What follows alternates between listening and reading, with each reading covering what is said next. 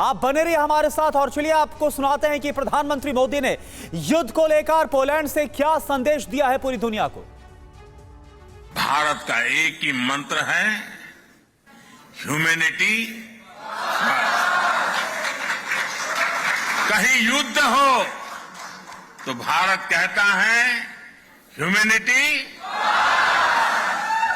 और इसी भाव से भारत दुनिया भर के नागरिकों की मदद करता है। भारत हमेशा फर्स्ट रिस्पॉन्डर के रूप में सामने आता है। साथियों, भारत बुद्ध की विरासत वाली धरती है।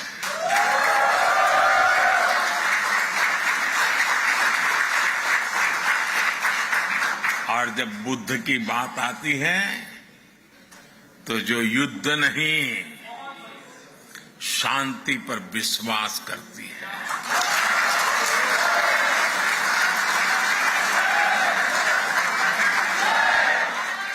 और इसलिए भारत इस रीजन में भी स्थायी शांति का एक बड़ा पैरोकार है।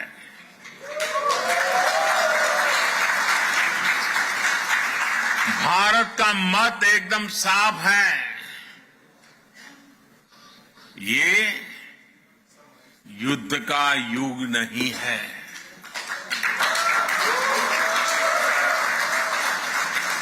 ये उन चुनौतियों से निपटने के लिए एकजुट होने का समय है, जिनसे मानवता को सबसे बड़े खतरे हैं।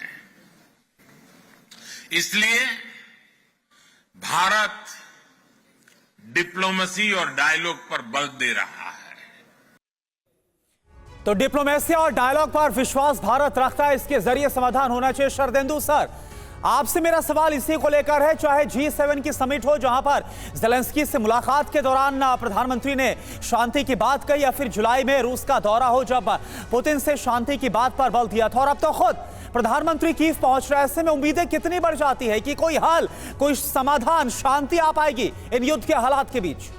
देखिए, ऐसे समय में प्रधानमंत्री का कीव जाना, जब कीव जल रहा है, यूक्रेन ने एक तरीके का टैक्टिकल विक्ट्री सरप्राइज अटैक द्वारा कुर्स्क इलाके में हासिल किया हुआ है, तो एक बहुत बड़ा संदेश लेके जा रहे हैं और यूक्रेन को भी एक सबक देने के लिए कि ये शांति का समय है, आपको भी पीस के लिए आगे बढ़ना पड़ेगा।